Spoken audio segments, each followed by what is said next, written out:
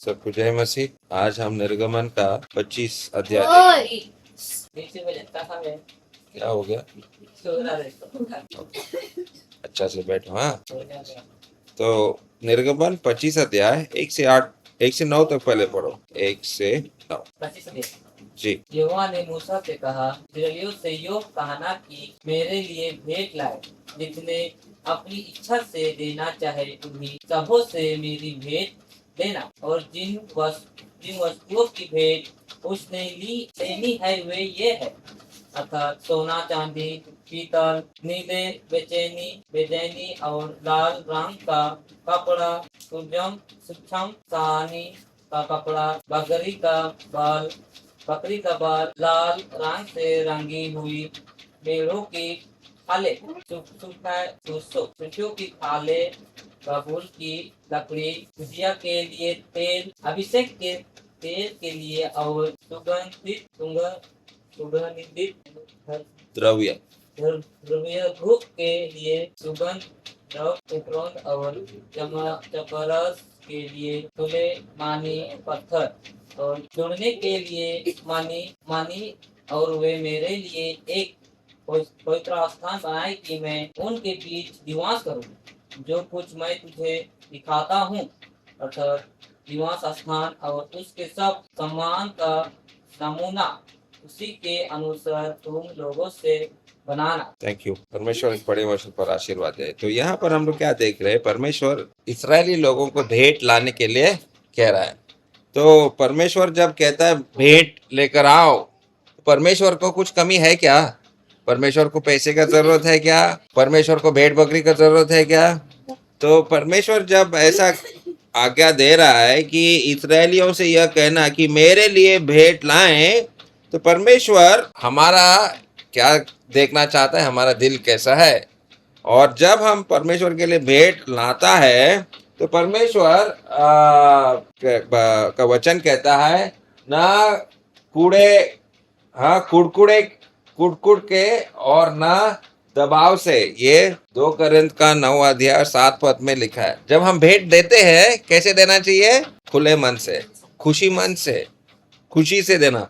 अगर आपको इतराज है, अरे नहीं आज इतना मैं नहीं दूंगा, मत दीजिए। परमेश्वर को आपका पैसे का जरूरत नहीं है, लेकिन आपका दिल कह रहा है हाँ मुझे देना है, तो दिल खोलकर दीजिए और उसका आशीर्वाद आप बाद में विभिन्न तरीकों से प्रभु आपको आशीर्वाद लौटाएगा। और जो आपने दिया परमेश्वर आपको लौटाएगा भी। तो परमेश्वर के लिए खुले मन से देने के लिए बोल रहा है। और क्या क्या देना है वहां पर? इस फोटो में रंगीन चीजें हम लोगों को देखता है। बैगनी रंग और क्या है, नीला रंग और लाल रंग, बहुत सारे अलग अलग प्रकार के कपड़े, कपड़ा जो है कपड़ा देने के लिए बोल रहा है। और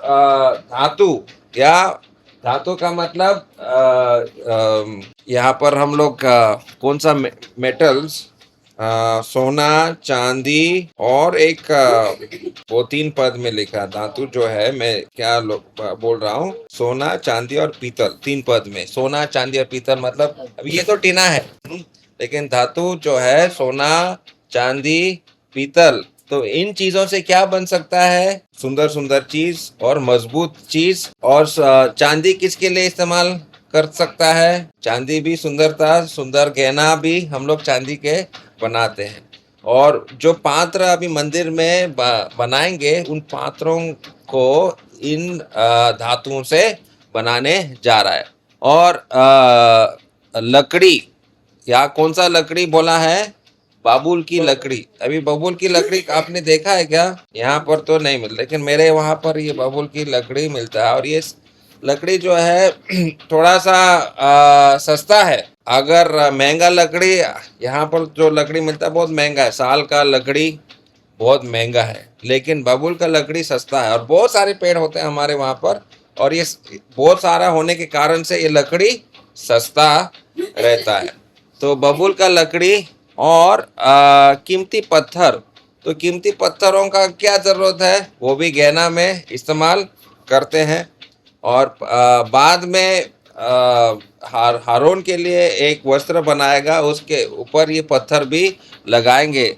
तेल तेल किसके लिए लगेगा मंदिर में? हाँ, धूप, अभिषेक के लिए। अभिषेक करने के लिए, धूप के लिए वहां पर लिखा है। सुगंध द्रव्य भी चाहिए, तो वो तेल सुगंध द्रव्यों से मिलाया जाएगा और अच्छा गंध, सुगंध वहां उस तेल से निकलेगा। और चमड़ा, कौन सा प्राणी का चमड़ा निकालेगा? बकरी का और मेढ़ का। मेढ़ का मतलब बड़ा बकरी जो होता है उसको मेढ़ बोलता है, तो उसका चमड़ा भी निकालेगा। और वही बकरी का बाल भी बोला है, बकरी का बाल से भी बहुत अलग अलग चीज, ब्रश वगैरह जो है उस बालों से बना सकता है। तो इस प्रकार से बहुत सारी चीजों को उनको लाने के लिए बोला। और जब वो लोग खुले मन से देने लगा तो ये लोगों ने बहुत सामान दे दिया, बहुत सामान दे दिया। और बाद में मूसा को 36 अध्याय जरा देखो, निर्गमन उसका 36 अध्याय और 6 पद में मूसा क्या बताता है उनको? 36 का 6।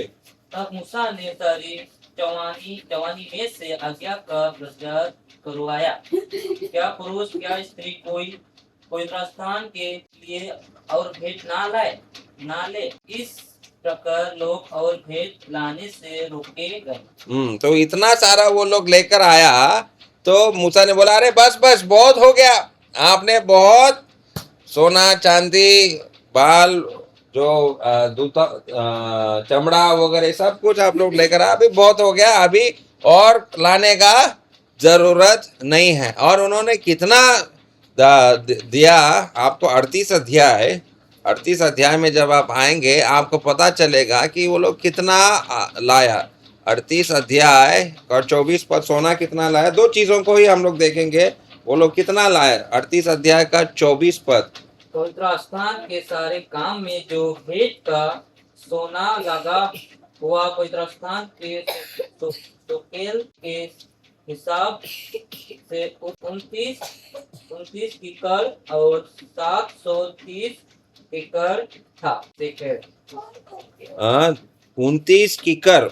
अभी 29 किकर जो है वजन बहुत है, मतलब 1 टन। अभी पूरा ट्रक अगर भरा हुआ है सोना से तो कितना होगा? 1 टन, 1 क्विंटल कितना होता है? 1 कुंटल। हाँ, बहुत होता है। एक गाड़ी में 1 क्विंटल भर जाता है। हाँ, नहीं होता है, और भी होता है, और भी होता है, ज्यादा लगेगा। ठीक है, तो ये इसका मैंने कैलकुलेशन किया कि इसका दाम कितना होगा। तो ये सोना आज अगर हम लोग खरीदने जाएंगे, ठीक है, ये 29 किकर का सोना खरीदने जाएंगे तो आपको 600 करोड़ रुपए लगेगा। कितना? 600 करोड़ रुपए लगेगा। तो 600 करोड़ रुपए आपका पूरा बागान को अगर बिक्री भी करेगा, जमीन बिक्री भी करेगा, 600 करोड़ नहीं होगा। ठीक है, अभी चांदी का देखो, चांदी का भी जरा देखो कितना वो 38 अध्याय और 25 पद में कितना है। और मंडली के गिने हुए लोगों की भेंट की चांदी पवित्र स्थान के सेकेल के हिसाब से 100 किकर और 1750 सेकेल थी। अभी यहाँ पर आप लोग देखेंगे कि चांदी ज्यादा है, वजन ज्यादा है। कितना? 100 किकर। और सोना कितना था? 29 किकर। ठीक है, तो चांदी ज्यादा, लेकिन चांदी का दाम कम है। और चांदी का कीमत अगर हम देखेंगे आज के तारीख में, ये चांदी अगर खरीदने जाएंगे तो 69 करोड़। 69 मतलब हिंदी में कैसे बोलेगा? 69 करोड़ रुपया लगेगा। तो इतना उन्होंने पैसा दान किया। और इसका अंदाज अगर आपको चाहिए, सोचो राम मंदिर जो आज बनाया अयोध्या में, उसके लिए कितना रुपए खर्च हुआ, मतलब मालूम है? 1800 करोड़। 1800 करोड़। अभी ये इतना 1800 करोड़ उन्होंने राम मंदिर को बनाने के लिए इस्तेमाल किया। लेकिन यहाँ पर एक देश सिर्फ एक तंबू बनाने के लिए कितना पैसा खर्च किया? 600 करोड़। तो मतलब आप अंदाज लगा सकते कि इन्होंने, ये 6 लाख लोगों ने बहुत पैसा दान किया, बहुत सोना चांदी ये सब उन्होंने दान किया। तो देने में वो लोग पीछे नहीं हटा, दिल खोलकर उन्होंने प्रभु के लिए पैसा उन्होंने दिया, सोना चांदी और जो कुछ भी सामग्री चाहिए था उन्होंने दिल खोलकर दिया था। लेकिन अभी यहाँ पर वो 8 पद में हम लोग पढ़ते हैं कि मेरे लिए एक पवित्र स्थान बनाए कि मैं उनके बीच निवास करूं। तो जब हम इस पद को देखते हैं, परमेश्वर मनुष्यों के बीच में निवास करना चाहता है। और ये अच्छा बात है क्या खराब बात है? अच्छा बात है। और हम लोग सबसे पहले एदन का वाटिका में, एदन बागान में हम लोग देखते कि परमेश्वर आदम और हवा के साथ वास करना चाह रहा कि नहीं। तो उत्पत्ति उसका 3 8 पद में हम देखते कि परमेश्वर उनके बीच में आ रहा था और उनसे बात कर रहा था। तो परमेश्वर आदम और हवा के साथ भी वास करना चाहा। और सुलेमान राजा ने एक मंदिर बनाया। और एक राजा 6 अध्याय और 13 पद जरा पढ़ो। सुलेमान राजा ने परमेश्वर के लिए एक मंदिर बनाया। ये 13 पद। हाँ, और मैं इस्राएलियों के मध्य में निवास करूंगा और अपने इजराइल प्रजा को ना दूंगा। हाँ, तो परमेश्वर कह रहा है कि जो मंदिर सोलोमन राजा ने बनाया, मैं उस मंदिर में आकर रहूंगा। तो परमेश्वर जो सारे जहां का मालिक है, सारा जो आकाश मंडल परमेश्वर को समा नहीं सकता है, वो परमेश्वर ऐसे छोटे जगह में आकर रहना चाहता है। तो जरा ख्याल करो, सोचो, आप सब लोग रिलायंस कंपनी के बारे में मालूम है। हाँ, रिलायंस कंपनी का मालिक कौन है? अंबानी। ठीक है, अंबानी है। अभी रिलायंस का तेल का जियो पेट्रोल पंप भी है, बहुत सारे चीजें हैं रिलायंस कंपनी का। उनका मॉल भी है सिलीगुड़ी में, जियो मॉल बहुत सारे है। तो अंबानी तो मुंबई में रहता है और उसका घर भी 100 तला बिल्डिंग है, इतना बड़ा उसका बिल्डिंग है, इतना बड़ा घर है उसका। तो सोचो, वो कह रहा है नहीं, मैं सिलीगुड़ी में जो जियो पेट्रोल पंप है ना, वहां पर आकर रहूंगा। कैसा होगा? ठीक होगा क्या? इतना अमीर आदमी है, इतना सारे घर बिल्डिंग वगैरह उसका है, यहाँ सिलीगुड़ी में विधान नगर में जो पेट्रोल पंप है वहां पर वो घर बनाकर रहेगा। ठीक होगा क्या? जरूरत है क्या उसको यहाँ रहना?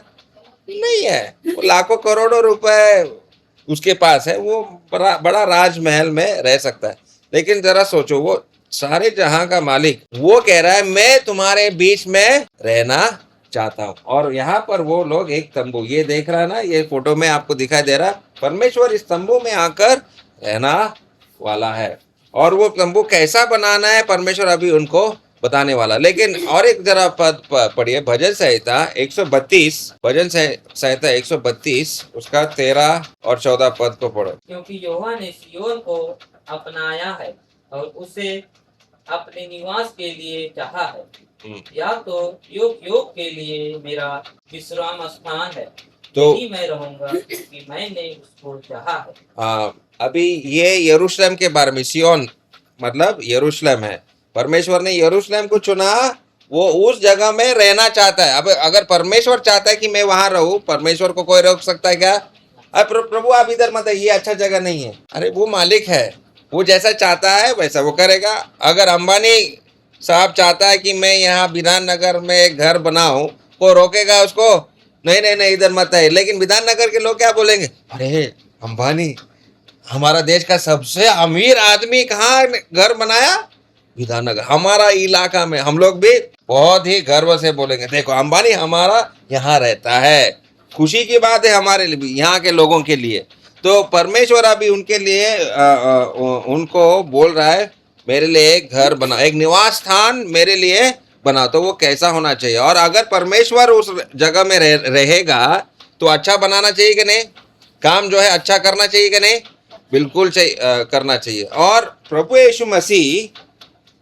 यीशु मसीह जब आया, यूहन्ना उसका 1 अध्याय 14 पद में जब हम पढ़ते हैं वहां पर, तो हम लोग जानते हैं उस पद को। तो वहां पर वचन देदारी हुआ और हमारे बीच में डेरा किया, हमारे बीच में डेरा, वो डेरा शब्द जो है मतलब ऐसा तंबू बनाए। और अगर याद करो जब यीशु मसीह को गिरफ्तार किया गया था, यीशु मसीह को क्रूस पर चढ़ाने से पहले, तो यीशु मसीह ने क्या बोला था, इस मंदिर को तुम तोड़ो और 3 दिन बाद में इसको दोबारा बनाऊंगा। तो यीशु मसीह क्या बोला था, किसके बारे में बोल रहा था, वो अपना शरीर के बारे में।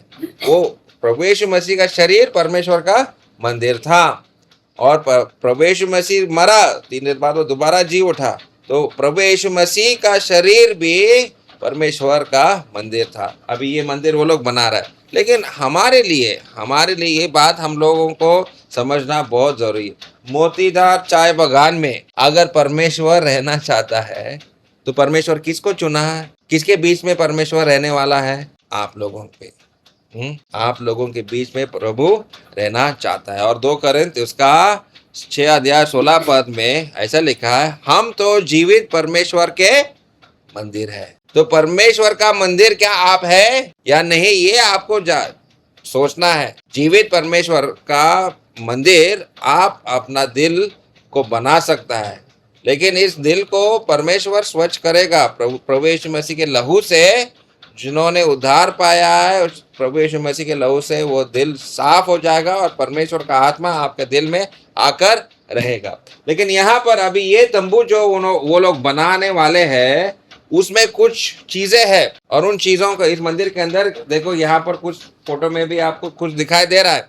तो वो क्या चीजें हैं हम लोग देखेंगे। बाहर कुछ चीजें, और वो तंबू के अंदर भी कुछ चीजें हैं। और सबसे पहला चीज जो तंबू के अंदर है, बाहर दिखाई नहीं देगा, वो आपको 10 पद से निर्गमन 25 अध्याय और उसका 10 पद से 15 पद तक पढ़ो। बबूल की लकड़ी का एक संदूक बनाया जाए। उसकी लंबाई 2.5 हाथ और चौड़ाई और ऊंचाई 1.5 हाथ की हो, और उसको चोखे सोने से भीतर और बाहर मड़वाना, और संदूक के ऊपर चारों ओर सोने की बड़ा बनवाना, और सोने के 4 खेड़े डलवाकर उसके चारों पायों पर एक और 2 कीड़े काढ़े और दूसरे और भी 2 काढ़े लगवाना। फिर बाबुल की लकड़ी के डंडे बनवाना और उन्हें भी सोने से बनवाना, और डांडों को संदूक के दोनों ओर के फाड़ों में लगाना, जिससे उनके बाल संदूक उठाया जाए। वे डंडे संदूक के फाड़ों में लगे रहे और उसे अलग ना किए जाए। ठीक है, तो अभी यहाँ इस फोटो में जरा देखो, यहाँ पर ये बक्सा जो आप लोग देख रहे हैं, इस बक्सा को वो लोग संदूक बोल रहे हैं, ठीक है। और ये संदूक जो है बाबुल का लकड़ी से बना हुआ है, और सोने से क्या किया, ढांप लिया गया।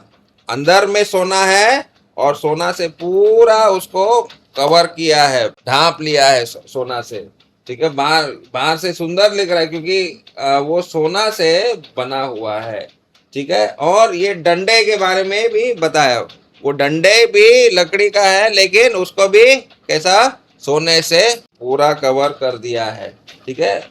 तो ये है वाचा का संदूक। तो ये संदूक को बना है। अभी संदूक के ऊपर एक ढक्कन है।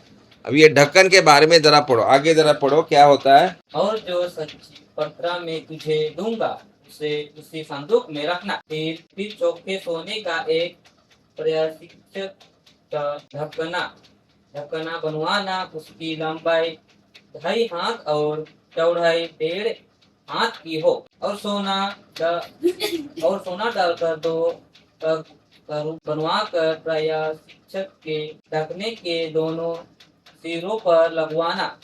एक करूब एक सिर पर और दूसरा करूब दूसरे सिर पर लगवाना, और करूबों को और प्रशिक्षक के ढकने को एक ही टुकड़े से बनवाकर उसके दोनों सिरों पर लगवाना। उन करूबारों के पंख ऊपर से ऐसे फैले हुए बने कि प्रशिक्षक का ढक्कन उससे ढपा रहे और उनके मुंह आमने सामने और प्रायश्चित के ढकने की ओर रहे। बस ठीक है, अभी 20 पद तक हम लोग पढ़ा। अभी ढक्कन के बारे में यहाँ पर हम लोग जरा देखेंगे। ठीक है, बक्सा बनाया है, डंडे बनाया है और डंडों के लिए रिंग भी बनाया है। और वो डंडों, इन रिंग के भीतर में वो कड़े बोले हैं ना, रिंग को क्या शब्द दिया गया है? कड़े, कड़े। हाँ, कड़ों को 14 पद में। हाँ, तो ये कुछ लोग कड़े पहनते हैं, देखा कि नहीं? हाँ। कुछ पुरुष लोग भी पहनते हैं, कड़े पहनते। तो वैसे रिंग जो है वहां पर लगाया है और उन डंडों को उसमें से दिया गया। अभी इस ऊपर का जो ढक्कन जो है, उस ढक्कन को एक शब्द दिया गया है। वो शब्द क्या है? प्रायश्चित का ढकना। क्या शब्द दिया गया? प्रायश्चित का ढकना। और इस ढकना भी, वो भी काठ का बना हुआ और ऊपर से सोना से वो उसको ढांप दिया गया। और उसके ऊपर करूब, करूब का मतलब स्वर्गदूत। करूब का मतलब क्या है? स्वर्गदूत। 2 करूबों को वहां पर अपने पंखों से उसको ढांक रहा है। ठीक है, तो यहाँ पर इस प्रकार से वो 2 स्वर्गदूत आप देख रहे हैं उस ढक्कन के ऊपर रखा है। लेकिन ये प्रायश्चित का ढकना क्यों है? प्रायश्चित का ढक्कन क्यों बोला है? इंग्लिश में लिखा है मर्सी सीट।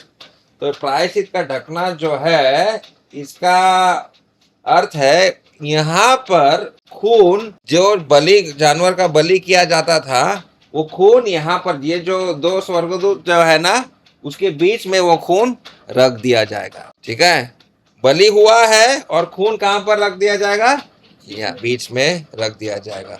और वो खून हमारे पापों के लिए प्रायश्चित बनेगा। और प्रायश्चित शब्द मालूम है आपको ना? प्रायश्चित का मतलब, आपने पाप किया, पाप का मजदूरी तो मृत्यु है। तो उस मृत्यु अगर है तो हम लोग मर जाएंगे। लेकिन हमारे लिए प्रायश्चित किसने किया? प्रभु यीशु मसीह ने हमारे लिए प्रायश्चित किया। और ये जो लेवी व्यवस्था, उसका 16 अध्याय और 16 पद, ये रक्त के बारे में मैं जो बोल रहा था, वहां पर आपको पढ़ने के मिलेगा। लेवी व्यवस्था, उसका 16 अध्याय और 16 पद। और वह इस्राएलियों की भांति भांति की अशुद्धता और अपराधों और उसके सब पापों के कारण पवित्र स्थान के लिए प्रायश्चित करे और मिलाप पल वाला तांबू जो उनके संग उनकी भांति भांति की अशुद्धता के बीच रहता है, उसके लिए भी वह वैसे ही करे। ठीक है, ओके। तो वहां पर उनके अलग अलग पापों के लिए प्रायश्चित करने के लिए वो खून लेकर वो अंदर गया, वो पवित्र स्थान के अंदर वो गया। तो वो जो संदूक उन्होंने बनाया, उसका काम क्या है?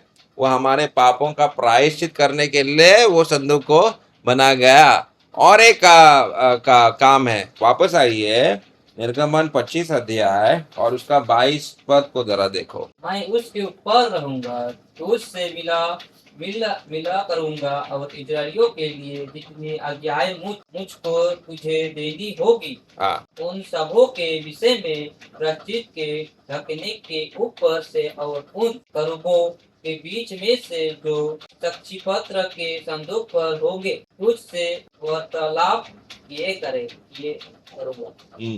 तो देखो, अभी ये संदूक यहाँ पर, मैं इस फोटो में अगर आप देख रहे हैं, स्वर्गदूत जो है, लेकिन परमेश्वर आकर उसके ऊपर बैठेगा। और परमेश्वर जो आया नीचे में, वो रक्त है, वो स्वर्गदूत झुका हुआ है, मतलब वो आराधना कर रहा है। लेकिन वहां से, यहाँ से परमेश्वर मूसा से बात करेगा। और जो कुछ भी आगे हम मूसा को मिला, यहाँ से परमेश्वर ने बात किया और उसको वो आज्ञाओं को दिया। तो वो एक मिलने का एक जगह था। परमेश्वर को मिलने के लिए केवल मूसा वहां पर जा सकता, कोई ऐरा गहरा आदमी अंदर नहीं जा सकता है। केवल मूसा जाएगा और परमेश्वर का आत्मा वहां पर आएगा और वहां से परमेश्वर मूसा से आमने सामने बात करेगा। और वहां पर ये एक प्रकार से जब परमेश्वर आया, यहाँ पर परमेश्वर बैठ गया, तो परमेश्वर का सिंहासन बन गया। ये जगह क्या बन गया? परमेश्वर का सिंहासन। इसलिए भजन बहुत सारे भजनों में आप ये पढ़ सकते हैं, लेकिन एक भजन हम पढ़ेंगे, भजन 99 और इसका एक पद, साम 99, 99, भजन 99 का एक पद। यहोवा राजा हुआ है, देश देश के लोग काँप उठे। वह करूबों पर विराजमान है, पृथ्वी डोल उठे। हाँ, तो यहाँ पर ये परमेश्वर का करूब है। करूब मैंने बोला स्वर्गदूत है, और ये करूबों के ऊपर परमेश्वर बैठता है, और ये परमेश्वर का क्या बन गया? सिंहासन, सिंहासन। और यहाँ से परमेश्वर दुनिया के ऊपर राज करेगा। तो राजा अपना राज कुर्सी से ही राज करता है ना, तो वैसे परमेश्वर का ये एक सिंहासन बन गया। और इसके अंदर क्या था? ये अभी मैंने बोला ये बक्सा है ना, संदूक का मतलब एक बॉक्स है। बक्सा के अंदर क्या है? एक तो यहाँ पर हम लोग पढ़ा 25 अध्याय और उसका 16 पद में क्या लिखा है? निर्गमन 25 का 16। और जो साक्षी पात्र में जीतूंगा उसे उसी संदूक में रखना।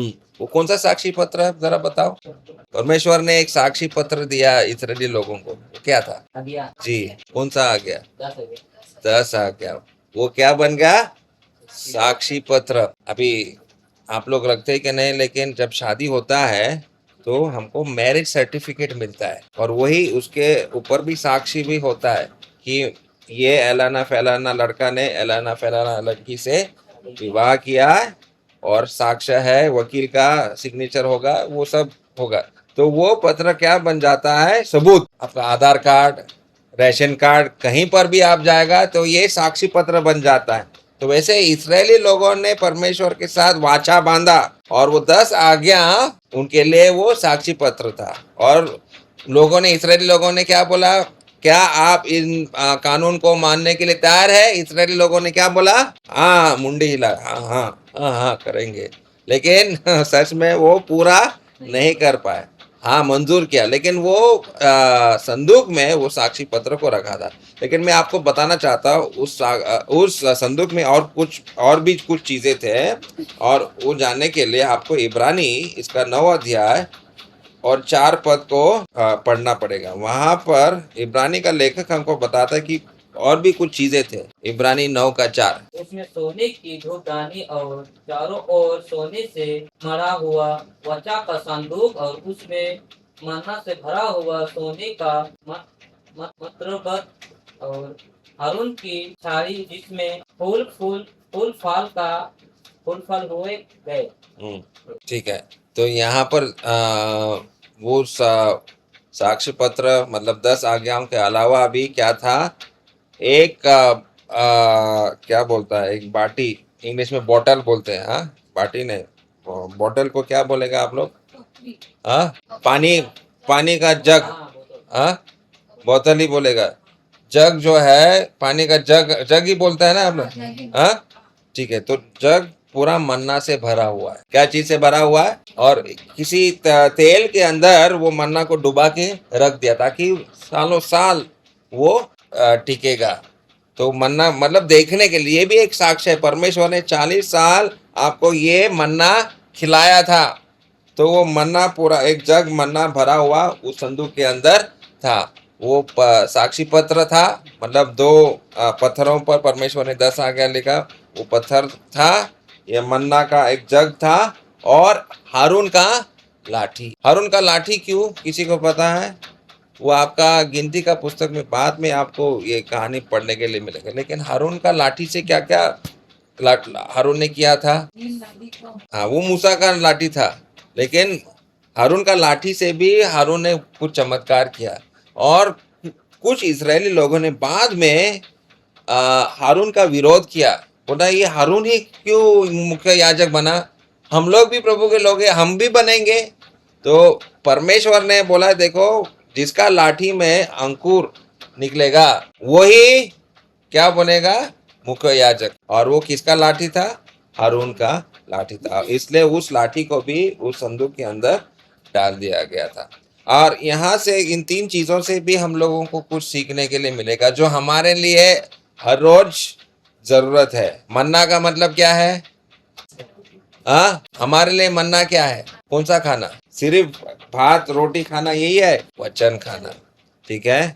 और 10 आज्ञा क्या है हमारे लिए? वो भी परमेश्वर का वचन ही है, मतलब उसका अनुसार चलना है। ठीक है, आप पढ़ते जरूर, हाँ पढ़ेंगे, पढ़ना मतलब खाने का जैसा है, लेकिन हमारे जीवन में उसको लागू भी करना है।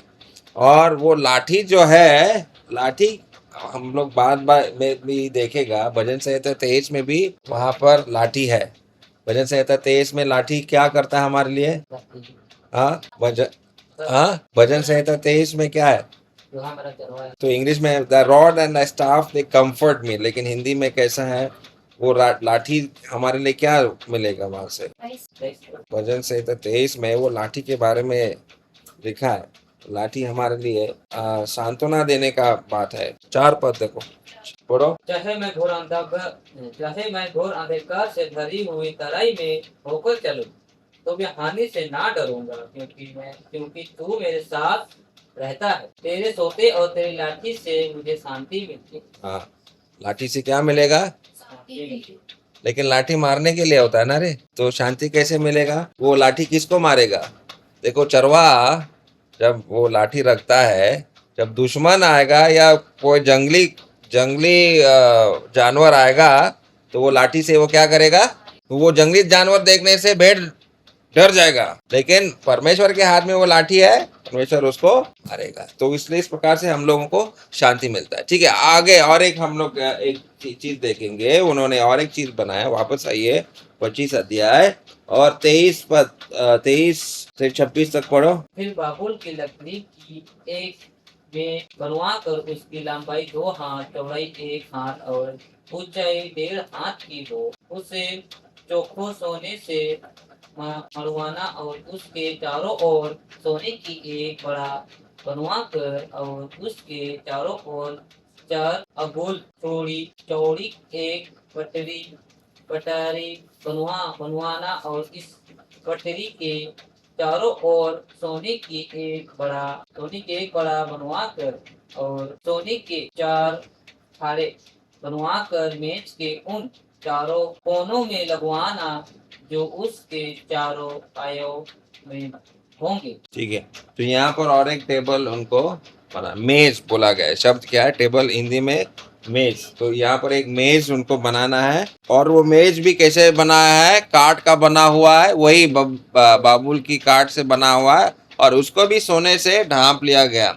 और वहाँ 25 पद में वहाँ पर हम पढ़ते हैं कि पटरी की चारों ओर सोने की एक बाड़ बनवाना। देखो, अभी इसका जो बॉर्डर जो दिखाई दे रहा है, तो एक मुकुट की तरह दिख रहा है, और डिजाइन दिख रहा है ना, तो जैसा मुकुट पहनते हैं वैसे इसको भी बना, ये बॉर्डर जो है पूरा मुकुट जैसा बना हुआ है। ठीक है, और क्या है आगे जरा पढ़ो, 26 से 28 पद पढ़ो। और सोने के 4 खड़े बनवा कर मेज के उन चारों कोनों में लगवाना, जो उसके चारों पायों में होंगे। वे खाड़े पटरी के पास ही हो, और खंडों के धारों को काम दे कि मेज उन्हीं के बाल उठाए जाए।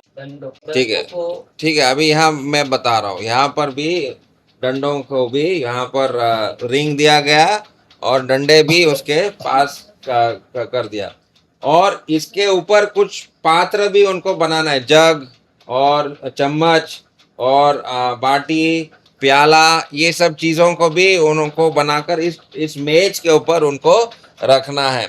और यहाँ पर इस मेज के ऊपर 12 रोटी भी रख दिया जाएगा। हालांकि यहाँ पर बताया नहीं, लेवी व्यवस्था 24 अध्याय 5 और 6 में जब आप पढ़ेंगे तो 12 रोटियां, तो यहाँ पर 6 और यहाँ पर 6, तो 12 क्यों? 12 रोटियां क्यों? 12 गोत्र थे इसलिए, तो हर एक गोत्र के लिए एक रोटी। ठीक है, तो यहाँ से हम लोगों को क्या सीखने को मिलता है? बस एक चीज कि हाँ, प्रतिदिन का रोटी हमको कौन देता है? परमेश्वर हमको प्रतिदिन का रोटी तो देता है, लेकिन और एक चीज कि जीवन की रोटी कौन है? जीवन की रोटी कौन है? प्रभु यीशु मसीह। और वो यूहन्ना 6 अध्याय 40 पद में आप पढ़ सकते हैं, जीवन की रोटी। ठीक है, अभी और एक चीज यहाँ पर है, जल्दी में जा रहा हूँ, सॉरी, क्योंकि टाइम भी खत्म हो रहा है। और एक चीज इनको यहाँ पर बनाना पड़ा। ये सब चीजें जो है ये उस तंबू के अंदर डाल रहा है। ठीक है, जो कुछ भी चीजें हैं अंदर है। पहला क्या देखा था? संदूक। उसके बाद क्या देखा है? एक मेज। मेज का मतलब टेबल, हाँ मेज। और तीसरा चीज यहाँ पर हम लोग इस 25 अध्याय में देखेंगे, वो एक दीप काठी। क्या देखने वाला है? दीप काठी, दीवट भी बोलते हैं। ठीक है, दीवट। तो ये दीवट कैसा है मैं आपको बताऊंगा। तो ये पूरा सोना का बना हुआ है, पूरा सोना का बना हुआ है। और ये दीवट जो है, इसमें कितने बत्ती जलेगा? जरा गिनो। 13 कहाँ है रे? ठीक से जाकर तुमको चश्मा लगाना पड़ेगा, लगता है पापा की तरह। हाँ, कितने हैं? 7। ठीक है, 7 वाटी है वहां पर, और 7 जो है क्या क्या दिया जलेगा। ठीक है, और इसका डिजाइन भी जरा देखो। इसका डिजाइन जो है बादाम का फूल के तरह है, बादाम का फूल के तरह है। यहाँ पर लिखा है, अगर आप पढ़ेंगे जरा वो 34 पढ़ो, बस 34 34 पद पढ़ो। और दीवट की डंडी में बादाम के फूल के समान 4 स्तूप को अपनी अपनी कट और फूल समेत हो। तो ये फूल है, और ये जो है बादाम का गांठ की तरह है। गांठ है और फूल भी है, दोनों है ना। ठीक है, तो इस प्रकार से उनको 7 अलग अलग दीवट, मतलब ये जहाँ पर रोशनी निकलेगा दीप, वहां पर बनाया गया। ठीक है, अभी आपने वो तंबू तो देखा। वो तंबू में उस जमाने में तो करंट नहीं है, और उस तंबू में खिड़की भी नहीं है। तो अगर इलेक्ट्रिसिटी नहीं है, करंट नहीं है, और खिड़की भी नहीं है, तो लाइट का जरूरत है। इसलिए इस दीप को उन्होंने बनाया और उसके अंदर उन्होंने रखा। और 38 पद भी जरा पढ़ो। और उसके गुलत राश और गुलदान सब चौके सोने के हो। तो ये क्या चीज है? गुलत राश और गुलदान। तो अभी इसको पुराने जमाने में आप लोगों को मालूम है, जब तेल का दीप जलाते थे, तेल का लैंप जलाते थे, केरोसिन का, हाँ मिट्टी का तेल का, तो वो अंदर का जो एक ये, तो उसको क्या करना पड़ता था बीच बीच में? उनको शायद मालूम है, आप लोगों को भी, आपके जमाने में भी नहीं था। इसको काला जब होता था तो उसको क्या करना पड़ता था? काटना पड़ता था। तो वो सब काटने का जो भी चीजें है, वो भी सोने का बना हुआ। अभी ये जो आकार जो उन्होंने दिया, ये आकार इसका, उसको मार मार के उन्होंने आकार दिया। मार मार के, जरा सोचो, ये एक ही बड़ा सोने का टुकड़ा था, और वो सोने का टुकड़ा को मार मार के इस रूप में बनाया। और ये दीवट जो है उनके लिए एक बहुत बड़ा चिन्ह बना। लेकिन लास्ट में आप 40 पद को पढ़ो। और सावधान रहकर इन सब वस्तुओं को उन नमूने के समान बनवाना जो तुझे इस तरफ पर दिखाया गया है। हाँ, कैसे बनाना है? जैसा परमेश्वर ने दिखाया, जैसा परमेश्वर ने बोला, वैसा ही तुमको बनाना है। और घर का मालिक जब मिस्त्री आता है, वो मिस्त्री को भी वो बताता है, जैसा वो चाहिए घर का मालिक बोलेगा वैसा उस मिस्त्री को बनाना ही पड़ेगा। मिस्त्री अगर अपना बुद्धि लगाएगा तो मालिक को गुस्सा आ जाएगा। तो परमेश्वर ही कह रहा है, जैसा मैं बोल रहा हूँ वैसा ही करना। ठीक है, और इससे हम लोग क्या सीखते हैं? प्रभु यीशु मसीह के बारे में इस चीज से हम लोग क्या सीखते हैं? वहां पर हम लोग मेज रखा, रोटी रखा, हम लोग बोला कि प्रभु यीशु मसीह जीवन की रोटी है। यहाँ पर हम लोग लाइट देख रहा है, यहाँ दीवट है। तो प्रभु यीशु मसीह के बारे में ये क्या दिखाता है? हाँ, अंधकार में चलने के लिए रोशनी देता है। तो इसका मतलब यीशु मसीह क्या है? ज्योति है। बिल्कुल सही है। और वो आप कहाँ पर पढ़ते हैं भाई? कौन सा पद में? यूहन्ना इसका 8 अध्याय और इसका 12 पद में प्रभु यीशु मसीह बोला कि दुनिया का ज्योति मैं ही हूँ। पढ़िए उस पद को, लास्ट हम पढ़ के हम लोग समाप्त करेंगे। यूहन्ना 8 अध्याय और 12 पद। यीशु ने फिर लोगों से कहा, जगत की ज्योति मैं हूँ, जो बोलेगा वह अंधकार में ना चलेगा परंतु जीवन की ज्योति पाएगा। जगत की ज्योति प्रभु यीशु मसीह है और उसके पीछे चलने से हम अंधकार में नहीं चलेंगे। लोग अंधकार में चल रहे हैं लेकिन उनको अंधकार पसंद है। ये दुख की बात है। इसलिए प्रभु यीशु मसीह के पास नहीं आ रहा है। लेकिन जो प्रभु यीशु मसीह के पास आएगा वो अंधकार में नहीं चलेगा। ठीक है, और भी बहुत सारे चीजें हैं जो इस मंदिर को बनाने के लिए उन्होंने बनाया, वो हम लोग आगे का अध्याय में देखेंगे।